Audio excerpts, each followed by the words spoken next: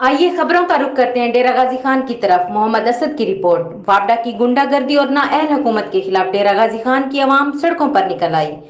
भुट्टा कॉलोनी के मकीनों का वापडा गर्दी के खिलाफ एहतजाज।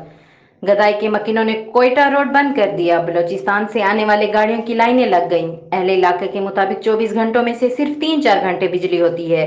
इस शदीद गर्मी में बच्चे बूढ़े औरतें सब तड़प रहे होते हैं, मगर वापडा के जालिम एहलकारों को तरस नहीं आता।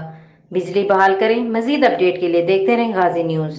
अब्दुल मजीद संजरानी की रिपोर्ट। लिया करोड़ लाल ईसन असिस्टेंट कमिश्नर करोड़ वजीहा समरीन पैमाना कम रखने वाले पेट्रोल पंप माफिया के खिलाफ in action. Assistant commissioner crore Wajiha Samreen ने पैमाना कम रखने पर करोड़ लाल ईसन शेल पेट्रोल पंप को 25,000 रुपए का जुर्माना किया।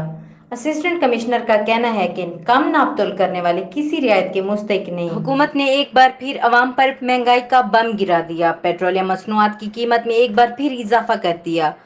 पेट्रोल की कीमत 14 रुपए 85 पैसे बढ़ाकर 248 रुपए 74 पैसे कर दी। डीजल की कीमत में 13 रुपए 23 पैसे से बढ़ाकर नई कीमत 276 रुपए 54 पैसे फी लीटर कर दी। घास रेट 18 रुपए 83 पैसे बढ़ाकर 230 रुपए 26 पैसे कर दी।